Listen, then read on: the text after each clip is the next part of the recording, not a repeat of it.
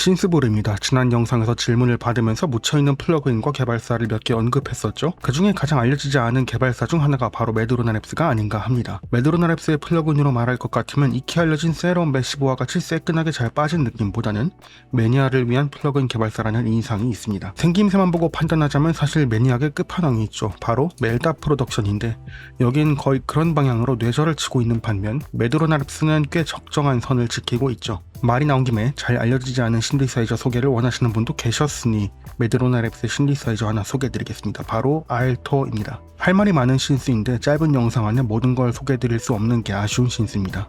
매드로나 랩스의 플러그인들을 보면 거의 대부분 모듈러에서 영감을 받은 인터페이스가 눈에 띕니다. 아무래도 이 개발사는 모듈러에 강렬한 영감을 받은 듯 싶습니다. 카이브와 벌타도 비슷한 인터페이스를 가지고 있거든요.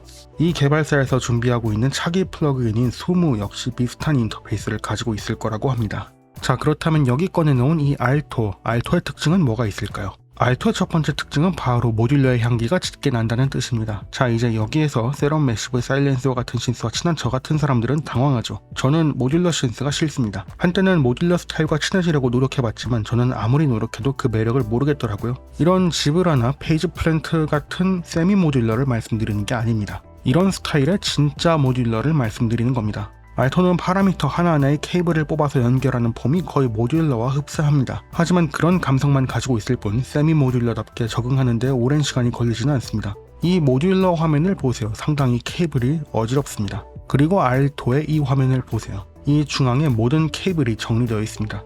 그리고 교점을 반복 클릭하면 원하는 케이블을 강조해서 볼 수도 있습니다. 똑같은 케이블이지만 알토는 정리가 아주 잘 되어 있습니다. 큼직한 사각형으로 둘러져 있는 것들을 각각 모듈이라고 생각하시고 바라보면 모듈러에 익숙하신 분들은 훨씬 받아들이기가 쉬울 겁니다. 하지만 이렇게 저렇게 긍정적인 면을 바라보아도 세럼에 익숙한 우리들에게 사용하기 어려운 신스인 것은 맞습니다. 제 채널에서 모듈러 신스를 다룰 예정은 없으니 모듈러를 다루는 건 개인의 공부에 맡겨보도록 하죠. 저부터도 모듈러를 잘 못 쓰는데 감히 누굴 가르치겠습니까? 하지만 알토는 약간의 노력만 들여도 모듈러 감성에 익숙해질 수 있게 도와주는 신스라는 점은 확실해 보입니다. 자, 두 번째 특징이라고 한다면 뭐 이런 기능도 아니고 이런 기능도 아니고 뭐 이런저런 기능도 아니라 철학 그 자체입니다. 이 신디사이저의 개발 철학에 분명하게 엿보입니다. 저는 신디사이저를 바라보는 데 있어 비주얼과 스펙을 중요하게 생각합니다. 근데 그 의미가 좀 다릅니다. 먼저 비주얼이란 세럼이나 매시브 X 같이 비주얼적으로 예쁘기만 한 뭐 그런 부분을 말씀드리는 게 아닙니다. 그리고 스펙이란 엄청나게 다양한 기능들이 주렁주렁 달린 걸 말씀드리는 게 아닙니다. 제가 말씀드리는 건 철저한 의도를 가지고 정확히 필요한 기능만 밖으로 빼서 적절한 위치에 배치하고 그걸 쉽게 다룰 수 있게 하는 것, 그 점을 말씀드리는 겁니다. 그런 점에 있어 저는 신스 마스터를 저평가하는 사람 중에 한 명입니다. 하지만 알토는 정확히 필요한 기능이 필요한 위치에만 있습니다. 알토의 스펙을 살펴보면 LFO 하나, 그리고 엔빌롭 2개, 오실레이터 하나, 웨이브 가이드, 그리고 필터 하나 끝입니다. 요즘 나오는 웅장한 기능들의 신스와 비교하면 알토가 출시된 시점을 감안해도 그렇게 화려한 편이라고 말씀드릴 수는 없습니다. 하지만 다양한 실험으로 시야를 넓혀온 사람일수록 알토로 할 수 있는 것들이 보이는 것보다 훨씬 많다는 걸 깨닫는데 오랜 시간이 걸리지는 않을 겁니다. 먼저 오실레이터 얘기를 해보죠. 눈에 보이는 건 컴플렉스 오실레이터라고 이름 붙여진 FM 스타일의 오실레이터 한 개뿐입니다. 하지만 과연 하나뿐일까요? 모듈레이터도 출력하면 두 개 아닐까요? 근데 과연 오실레이터가 두 개뿐일까요? LFO를 이용하면, 엔빌롭 2를 이용하면 오실레이터 3개 이상의 연출이 가능한데 심지어 엔빌롭 2는 이런 응용을 감안해서 알토에서만 볼 수 있는 독특한 형태를 제시하고 있습니다. 이런 변종 엔빌롭은 개발자가 분명한 의도를 가지고 신스를 설계했다는 방증입니다. 이 영상은 튜토리얼이 아니기 때문에 기능을 일일이 해설할 수는 없습니다. 이 점은 직접 해보셔서 판단하셨으면 좋겠습니다. 근데 과연 오실레이터만 이럴까요? 필터는 어떨까요? 필터 하나로는 모자라지 않을까요? 제 채널에서는 10편에 걸쳐서 FM을 해설했습니다. 잘 따라오신 분이라면 아시겠지만 FM 자체가 이미 필터가 필요 없습니다. 로우 패스스러운 연출이 필요하시다면 FM 변조량을 통해서 해결할 수 있죠. 물론 이걸로 충분하지 않을 수도 있습니다. 그래서 개발자는 게이트 모듈에 간단한 로우 패스 모듈도 장착해놨습니다. 심플하게 버튼 하나입니다.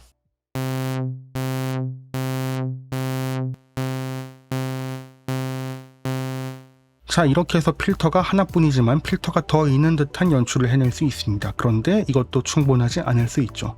그런데 우연히도 이 신세 노이즈는 화이트 노이즈가 아닙니다. 튠에 따라 중심 이동하는 밴드패스 걸린 노이즈죠. 그렇다면 웨이브가이드에서는 노이즈의 튠마저도 필터로 활용할 수 있습니다.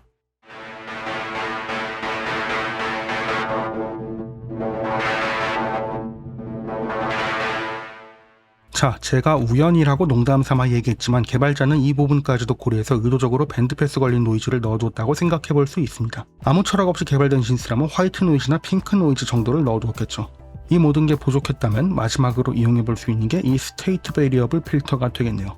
자, 어떻습니까? 눈에 보이는 오실레이터는 하나이지만 과연 하나라고 쉽게 얘기할 수 있을까요? 필터는 이거 하나뿐인데 정말로 필터가 하나뿐일까요? 한정된 자원을 현명하게 간파할 수 있는 노련함을 요구합니다. 그래서 알토는 쉬운 신디사이저가 아닙니다.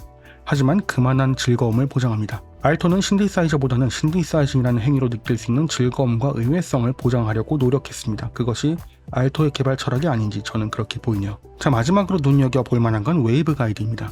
피지컬 모델링 기술로서는 단골로 등장하는 시스템이죠. 제 채널에서는 아직 해설한 적이 없습니다. 본래는 지금 강좌를 연재 중인 가산합성이 끝나면 세럼의 필터 강좌를 연재하려고 했는데 거기에서 언급해볼까 말까 생각 중인 주제였죠. 웨이브 가이드는 카플러스 스트롱 스트링 신디시스에서 아이디어가 발전된 알고리즘입니다. 카플러스 스트롱에서 차 붙이고 포 붙이면 그게 웨이브 가이드가 되는 거죠. 아주 짧은 노이즈 사운드, 아주 짧은 딜레이, 그 뒤에 필터, 그리고 피드백. 이것이 원본과 함께 출력되어 스트링 사운드를 모방하는 것이 카플러스 스트롱 스트링 신디시스입니다. 이 알고리즘은 튕기는 듯한 플럭 사운드를 훌륭하게 모방할 수 있습니다. 그래서 매시브나 세럼에서도 충분히 써먹을 수 있죠. 자, 지금 키를 눌러보겠습니다. 지금 제가 키를 연타하고 있는 게 아닙니다. 방금 설명드린 걸 응용했을 뿐입니다. 키를 유지하고 있었을 뿐인데 플럭 사운드가 연속적으로 들리죠. 자세한 건 나중에 세럼 필터 편에서 더 얘기해보기로 하고요. 어쨌든 이 카플러스 스트롱이라는 기초 알고리즘이 없었다면 디지털 웨이브 가이드 신디시스도 아직은 세상에 없었을 겁니다. 알토에 있는 웨이브 가이드 시스템도 이런 배경 지식을 깔고 가면 쉽게 사용할 수 있습니다. 알토의 웨이브 가이드 시스템의 피드백 회로에는 단 하나의 피크 스타일의 EQ가 있지만 음량 손실을 자동으로 보정해주고 있기 때문에 생각하는 것보다 음색을 더 드라마틱하게 바꿀 수 있습니다. 드라이버와 피드백은 잘못 다루면 귓봉이 일어날 수 있기 때문에 조심해야 하지만 또 다른 음색의 연장으로 사용할 수 있습니다. 음색은 물론 음의 길이까지 관여하기 때문에 가장 조심히 다뤄야 할 놉가 이 드라이버와 피드백이라고 말씀드릴 수 있겠고요. 매뉴얼에 따르면 알토의 웨이브 가이드 모듈은 짧은 노이즈 버스트를 포함하고 있기 때문에 지금 보시다시피 아무것도 연결하지 않아도 피드백과 드라이브를 만지는 것만으로도 소리를 만들어낼 수 있습니다.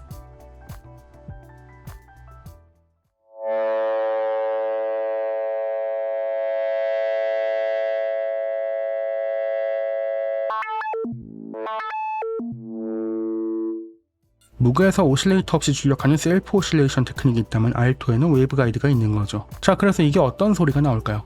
카플러스 스트롱이 그랬듯 훌륭한 플럭 사운드를 만들어냅니다.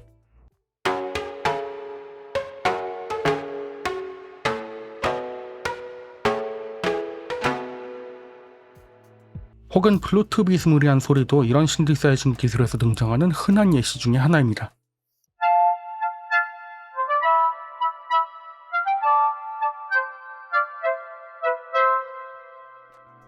더 디테일하게 알토를 파고들면 소개할 거리가 넘쳐납니다. 하지만 가장 굵직하게 살펴볼 만한 특징들은 살펴봤습니다. 지난 피그먼치 리뷰에서 저는 피그먼치란 숙련자와 초보자의 차이가 극명하게 드러난 신스라고 말씀드렸습니다. 이 매드로나 랩스의 알토라는 신디사이저는 그런 면에 있어 피그먼치보다 더 가버린 신스입니다. 초보자에겐 한없이 답답한 신스가 되겠지만 그 고비를 넘어가면 알토를 대체할 신스가 마땅치 않을 겁니다. 비록 알토를 사용하지 않더라도 매뉴얼 정도는 읽어서 나쁠 건 없습니다. 공식 홈페이지 가시면 매뉴얼을 그냥 읽어볼 수 있거든요. 간단한 역사 얘기부터 신디사이징 테크닉까지 군데군데 숨어 있습니다. 뭐 영어라서 답답하실 수는 있겠습니다만 이미 인류에겐 챗GPT라는 훌륭한 통역가가 있지 않습니까?